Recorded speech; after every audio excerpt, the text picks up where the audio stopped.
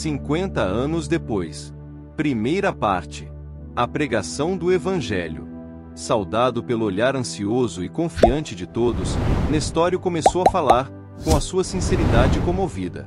Irmãos, sinto que a minha indigência espiritual não pode substituir o coração de Policarpo nesta tribuna, mas o fogo sagrado da fé precisa manter-se nas almas.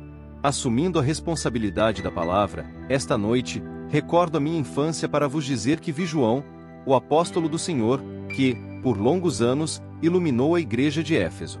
O grande evangelista, nos seus arroubos de fé, falava-nos do céu e de suas visões consoladoras. Seu coração estava em permanente contato com o do Mestre, de quem recebia a inspiração divina, como derradeiro discípulo na terra, santificando-se as suas lições e as suas palavras com o sopro sublimado das verdades celestes. Invoco estas reminiscências longínquas para recordar que o Senhor é a misericórdia infinita. Na minha pobreza material e moral, não tenho vivido senão pela sua bondade inesgotável e quero invocar a sua assistência caridosa para o meu coração, neste momento. Desde criança, tenho os olhos voltados para os sublimes ensinamentos do seu amor e parece-me, também, havê-lo visto no seu apostolado de luz, pela nossa redenção, na face escura da terra. Às vezes, como que impulsionado por um mecanismo de emoções maravilhosas, tenho a doce impressão de ainda o estar vendo junto ao Tiberíades, a ensinar a verdade e o amor, a humildade e a salvação. Figura-se-me frequentemente que aquelas águas claras e sagradas cantam-me no coração um hino de eterna esperança. Apesar dos véus espessos da minha cegueira, sinto que o contemplo em Nazaré ou em Cafarnaum, em Cesárea ou em Betsaida, arrebanhando as ovelhas desgarradas do seu aprisco. Sim, irmãos, o Mestre nunca nos abandonou no seu apostolado divino. Seu olhar perscrutador vai buscar o pecador no mais recôndito socavão da iniquidade, e é pela sua ternura infinita que conseguimos caminhar incólumes nos desfiladeiros do crime e do infortúnio.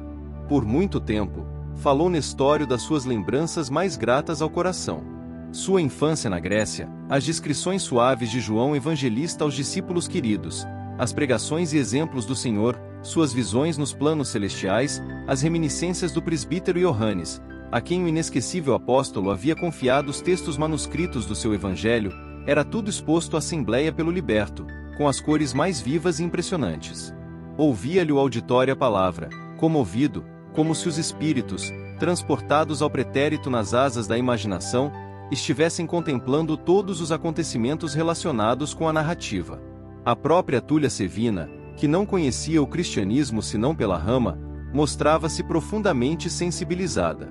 Quanto a Célia, acolhia-o alegremente, admirando-lhe a coragem e a fé, frente à sua futura posição material junto de seu pai, e meditando, ao mesmo tempo, na circunstância de ele nunca haver revelado suas crenças, nem mesmo nas aulas que lhe ministrara, evidenciando assim o respeito que lhe mereciam as crenças alheias. Depois de relatadas as reminiscências de Éfeso com seus vultos mais eminentes, falou para comentar a leitura da noite. Para tangir o ponto evangélico desta noite, lembremos que Jesus não podia condenar os laços humanos e sacrossantos da família, mas suas palavras, proferidas para a eternidade, abrangem e abrangerão todas as situações e todos os séculos vindouros, de modo a demonstrar que a fraternidade é o seu alvo e que todos nós, homens e grupos, coletividades e povos, somos membros de uma comunidade universal, fraternidade essa que um dia nos integrará a todos como irmãos bem-amados, e para sempre. Seus ensinamentos referiam-se àqueles que, cumprindo a vontade soberana e justa do Pai que está nos céus, marcham na vanguarda dos caminhos humanos, em demanda do seu reino de amor, cheio de belezas imperecíveis. Os que sabem acatar, neste mundo, os desígnios de Deus, com humildade e tolerância, com resignação e com amor, chegarão mais depressa junto daquele que se nos revelou há 100 anos como caminho, verdade e vida. Esses espíritos amorosos e justos, que se iluminaram interiormente pela compreensão e aplicação dos ensinos em toda a vida, estarão mais perto do seu coração misericordioso, cujas pulsações sagradas repercutem em nosso próprio ser, pela magnanimidade infinita que sentimos em torno de nossa alma, em todos os passos desta vida. Tais criaturas são desde já seus irmãos mais próximos, pela iluminação evangélica no cumprimento das leis do amor e do perdão. Dentro, pois, dessas luzes prodigiosas da verdade, sentimos-nos compelidos a dilatar o conceito de família no plano universalista, alijando o criminoso egoísmo que, por vezes, nos toma de assalto o coração, criando os germes da discórdia e do sofrimento no próprio lar. Se um homem é a partícula divina da coletividade, o lar é a célula sagrada de todo o edifício da civilização. Um homem divorciado do bem e um lar envenenado pelos desvios do sentimento operam os desequilíbrios singulares que atormentam os povos. Jesus conhecia todas as nossas necessidades e ajuizou de nossa situação, não apenas em vista da época que passa, mas de todos os séculos do futuro. Acredito que o Evangelho não poderá ser integralmente compreendido em nossos tempos amargos de devassidão e decadência. Todavia, enquanto as forças mais poderosas do mundo se concentram neste império cheio de orgulho e impiedade, outras energias profundas trabalham seu organismo atormentado, preparando o advento das civilizações do porvir. Até agora, as águias romanas dominam todas as regiões e todos os mares, mas dia virá em que esses símbolos de ambição e tirania hão de rolar dos seus pedestais, numa tempestade de cinzas e de sombras. Outros povos serão chamados a dirigir os movimentos do mundo. Mas, enquanto o espírito agressivo da guerra permanecer entre os homens, qual monstro de ruína e de sangue, é sinal de que as criaturas não se realizaram interiormente para serem os irmãos do Mestre, puros e pacíficos. A Terra viverá as suas fases evolutivas de dor e de experiências dolorosas, até que a compreensão perfeita do Messias floresça em todo o mundo, para as almas. Até agora, o cristianismo tem medrado com as lágrimas e o sangue de seus mártires, mas os Espíritos do Senhor, cujas vozes ouvi na mocidade nas sagradas reuniões da igreja de Éfeso, asseveravam aos discípulos de João que, não levará muito tempo, o proselitismo do Cristo será chamado a colaborar nas esferas políticas do mundo, para dissipar a treva e a confusão da sua rede de enganos. Nessa época, meus irmãos, talvez que a doutrina do Mestre venha a sofrer o insulto daqueles que navegam no vasto oceano dos poderes terrestres cheios de vaidade e despotismo. É possível que espíritos turbulentos e endurecidos tentem subverter os valores da nossa fé, desvirtuando-a com as exterioridades do politeísmo, mas ai dos que operarem semelhante atentado, frente às verdades que nos orientam e consolam. Nos esforços da fé, jamais esqueçamos a exortação do Senhor às mulheres de Jerusalém, que pranteavam ao vê-lo açoitado sob o madeiro infamante. Filhas de Jerusalém, não choreis por mim. Chorai por vós mesmas e por vossos filhos, porque dias virão em que se dirá: ditosas as estéreis, ditosos os ventres que nunca geraram e os seios que nunca amamentaram. Por-se-ão todos os homens a dizer aos montes: caí sobre nós, e às colinas: cobre-nos. Porque, se assim procedem com o lenho verde, que se fará, então, com o lenho seco? Ai de quantos abusarem em nome daquele que nos assiste do céu e conhece nossos mais recônditos pensamentos, pois, mais tarde, conforme prometeu, a luz do alto se derramará sobre toda a carne e a voz do céu será ouvida na terra, através dos mais doces ensinamentos e das mais elevadas profecias. Se falharem os homens, hão de vir até nós os exércitos de seus anjos, atestando a sua misericórdia. E que, meus irmãos, o reino de Jesus deve ser fundado sobre os corações, sobre as almas, e não poderá conciliar-se nunca, neste mundo, com qualquer expressão política de egoísmo humano ou de doutrinas de violência que estruturam os estados da terra.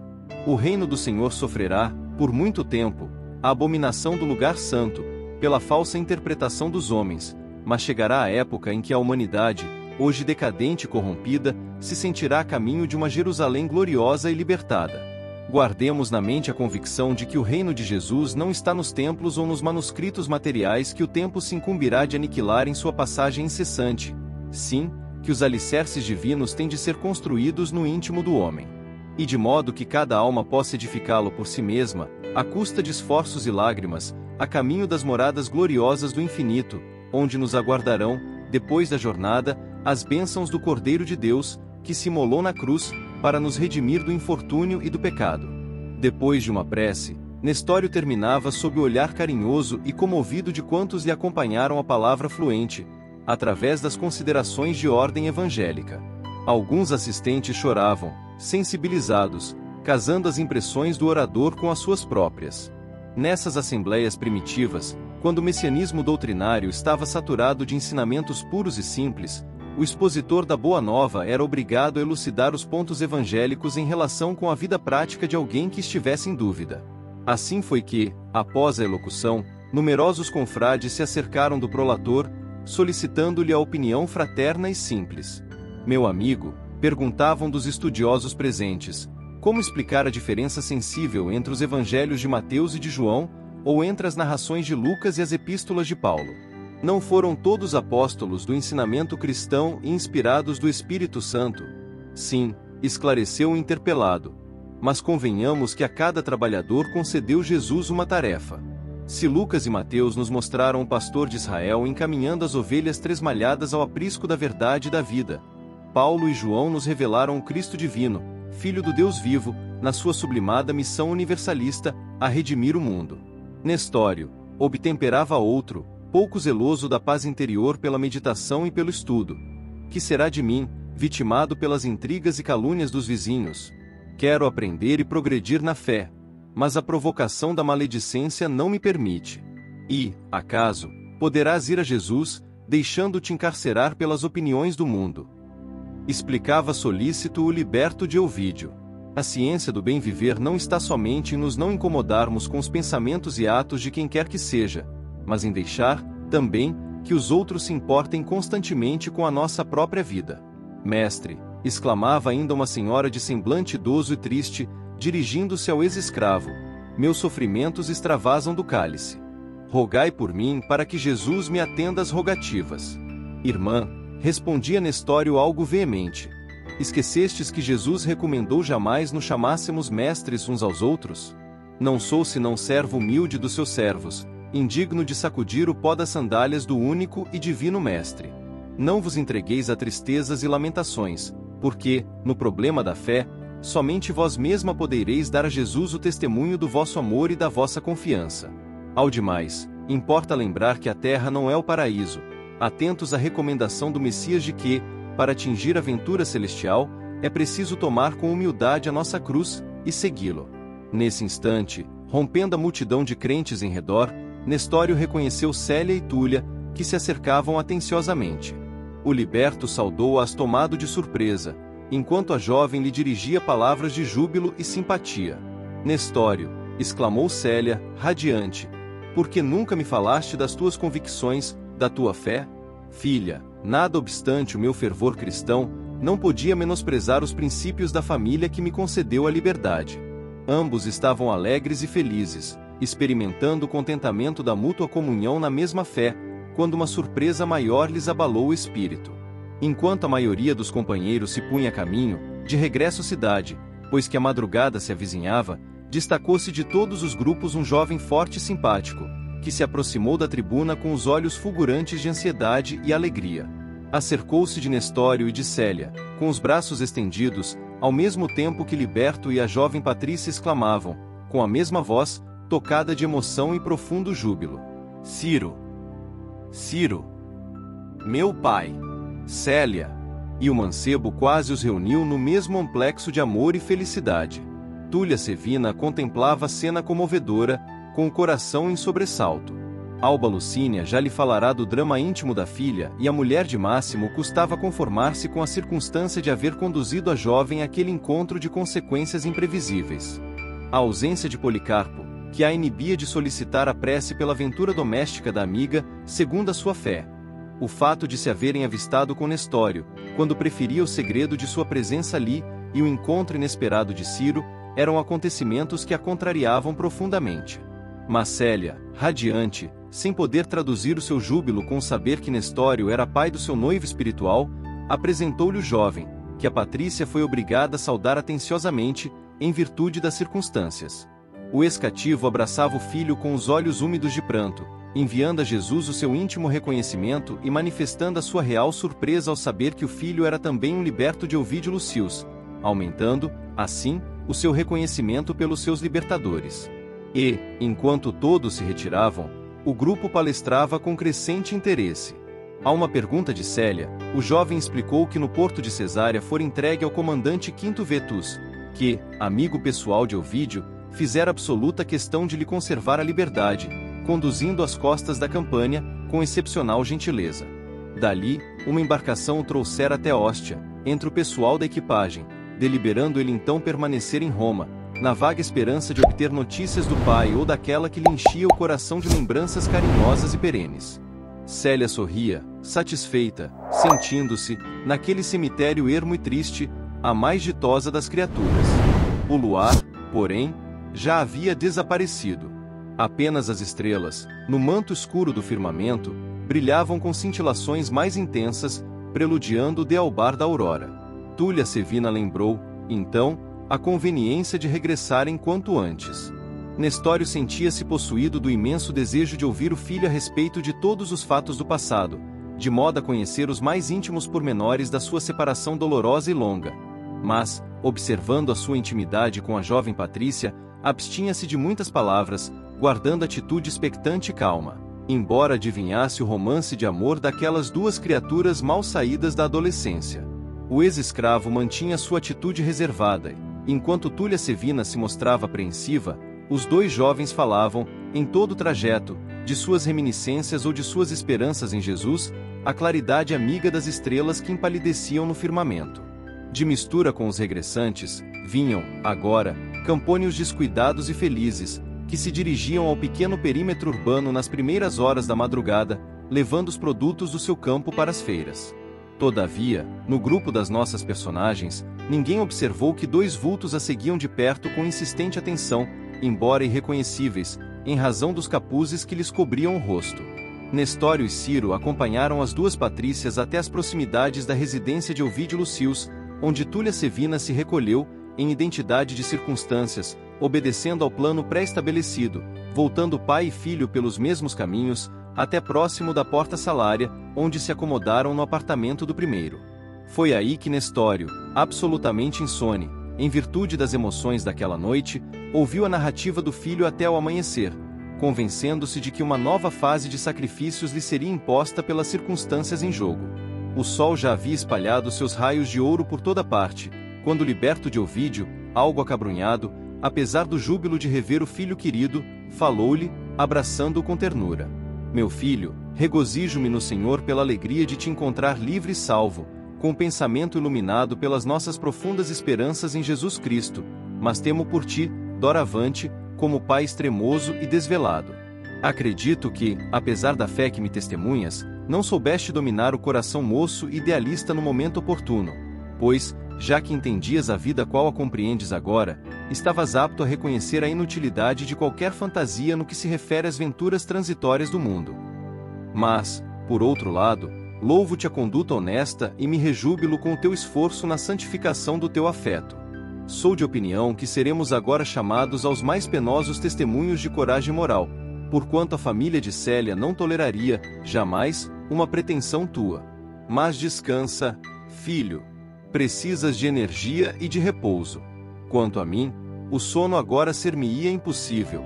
Aproveitarei o tempo para ir ao velabro, onde me guiarei por tuas informações, a fim de transportar para aqui os objetos que te pertencem, e ao mesmo tempo, avisarei o censor Fábio Cornélio da impossibilidade de trabalhar hoje. E, acentuando as palavras com um sorriso de satisfação, rematava. Doravante, estaremos sempre juntos para a mesma tarefa, e aqui permaneceremos até quando Jesus nolo permita. Ciro, em resposta, beijou-lhe as mãos comovidamente. Antes de se dirigir ao velabro, que era um dos bairros mais pobres e mais populares de Roma, o liberto procurou a prefeitura dos pretorianos, ali se avistando com o lictor Domítio Fulvius, pessoa de confiança dos seus chefes, solicitando-lhe que informasse o censor do seu impedimento naquele dia e providenciando, em seguida, para que a mudança do filho para sua casa se efetuasse com a possível presteza. Sentia o coração apreensivo e amargurado frente aos acontecimentos, e todavia, colocava fé acima de tudo, rogando a Jesus lhe concedesse inspiração devida para o aclaramento de todos os problemas. Quanto a Túlia Sevina, algo desapontada, informou a amiga, pela manhã, dos fatos singulares que haviam ocorrido. Alba Lucínia ouvia-a, bastante surpreendida, experimentando o coração pejado de amargas expectativas. Chamou a filha ao seu gabinete de repouso, mas, notando-lhe a serenidade e recebendo-lhe a promessa de guardar inteira observância às recomendações paternas, buscou tranquilizar-se a si mesma, de modo a minorar as próprias mágoas. Chegando ao seu gabinete, já em plena manhã, Fábio Cornélio foi procurado com insistência por Pausânias, que, ainda em Roma, guardava a chefia dos servos da casa de seu genro, e que lhe falou, depois de respeitosa reverência. Ilustre censor, Aqui venho obedecendo a um desígnio sagrado dos deuses, a fim de vos informar de graves acontecimentos ocorridos esta noite. Mas, como? Graves acontecimentos? Perguntou o sogro de Elvídio, visivelmente impressionado. E Pausânias relatou-lhe, então, todo o ocorrido, asseverando haver seguido as duas senhoras, dado seu zelo carinhoso por todos os assuntos atinentes ao nome e à posição de seu amo, saturando as suas afirmativas de expressões bajuladoras ou exageradas, para melhor impressionar a sua autoridade e o seu prestígio. Mas Nestório é cristão? Interrogou o censor, admirado. Custa-me a acreditá-lo.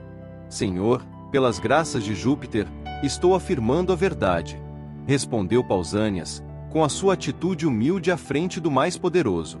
Elvídio agiu muito precipitadamente, falou o orgulhoso patrício, como se estivesse falando para si mesmo, conferindo a tal homem tamanha responsabilidade em nossa esfera de trabalho. Todavia, tomarei ainda hoje todas as providências que o caso requer, e agradeço os teus bons serviços. Pausânias retirou-se, enquanto Fábio Cornélio, que também não ignorava o romance de Ciro e da neta, tomava-se de cólera contra os dois ex-escravos, que lhe vinham perturbar a tranquilidade doméstica.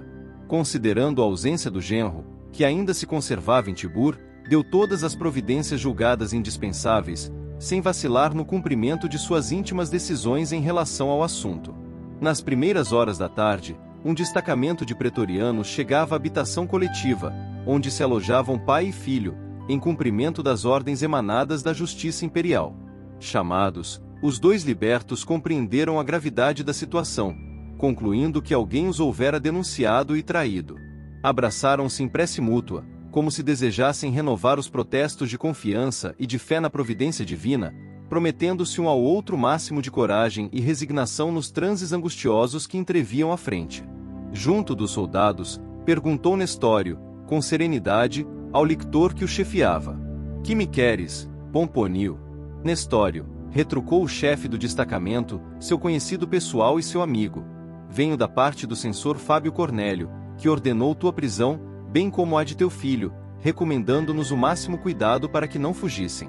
Em seguida, mostrou-lhes a ordem manuscrita, desenrolando o pergaminho, ao que o liberto retrucou: "Porventura chegaste a supor que te resistiríamos?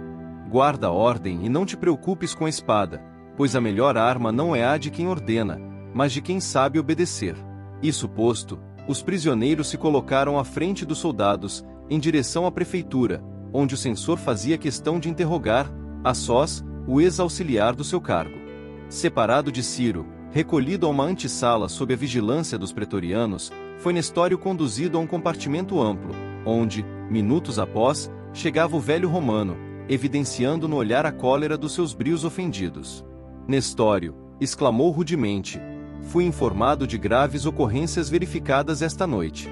Não posso compreender a situação sem te ouvir de perto, de maneira a inutilizares, negativamente, as denúncias trazidas à minha autoridade."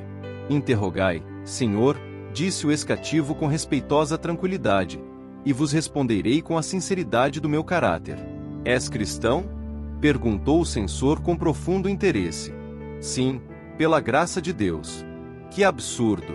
revidou Fábio Cornélio, escandalizado. "E por que nos enganaste dessa forma? Consideras razoável zombar da consideração que nos é dispensada? É assim que retribuis a estima e confiança a ti dispensadas?" "Senhor", retrucou o ex-cativo, penalizado, "sempre pautei minhas atitudes no maior respeito às posições e crenças alheias.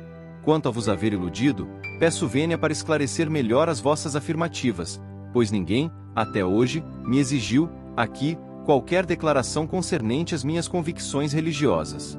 Fábio Cornélio compreendeu a serenidade do homem que tinha à sua frente, considerando inútil apelar para essa ou aquela circunstância, a fim de lhe arranjar uma negativa, como remédio à situação delicada entre ambos, e, mirando de alto a baixo com profunda altivez, acentuou com energia: "Considero as tuas afirmações afrontosas à minha autoridade, além de estar recebendo, simultaneamente, da tua parte o máximo de ingratidão para com quem te ofereceu a mão de benfeitor e amigo.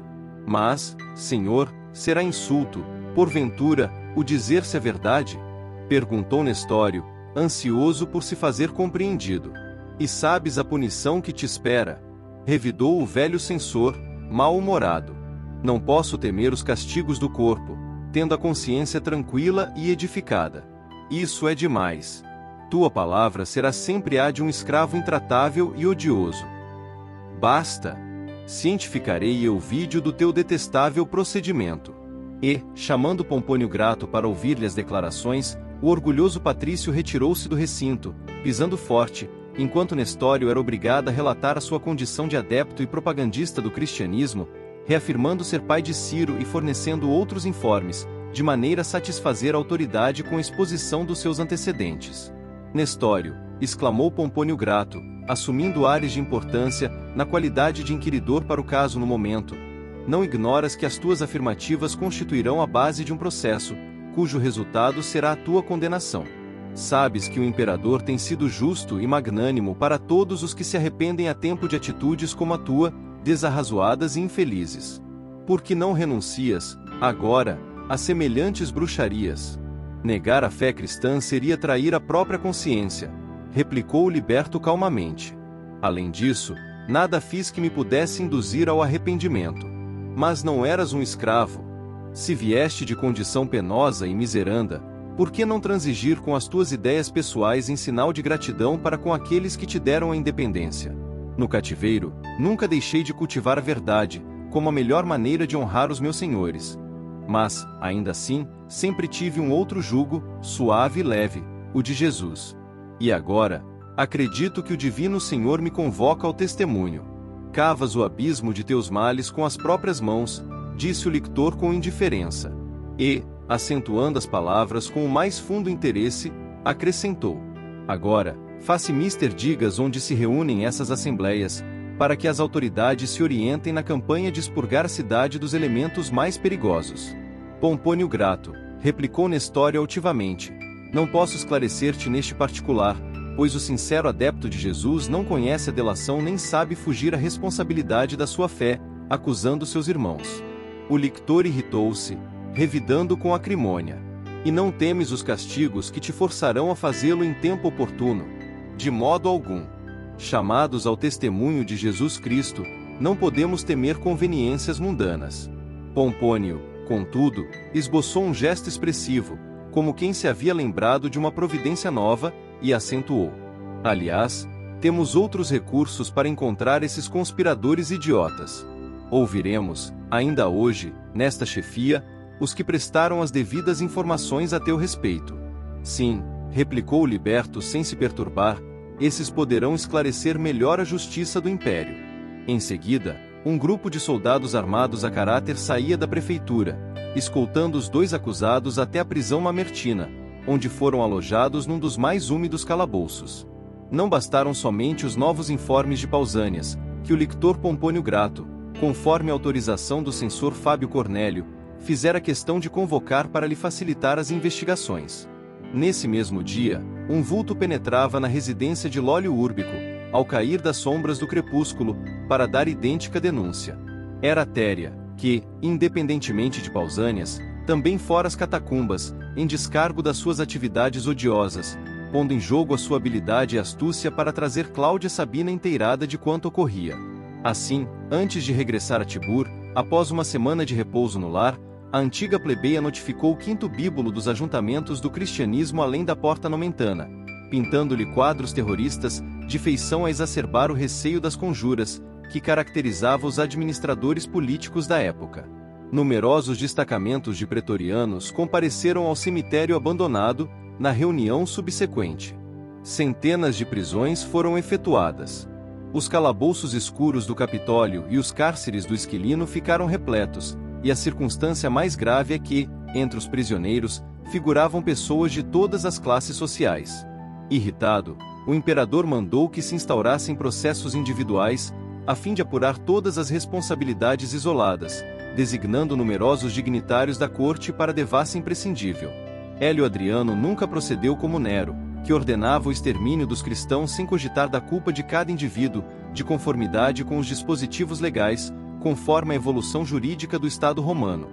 Mas também não perdoou, jamais, aos adeptos do Cristo que tivessem a coragem moral de não trair a sua fé perante a sua autoridade ou de seus prepostos. O inquérito começou terrível e sombrio. Famílias desesperadas de dor acorriam às prisões, implorando piedade aos algozes.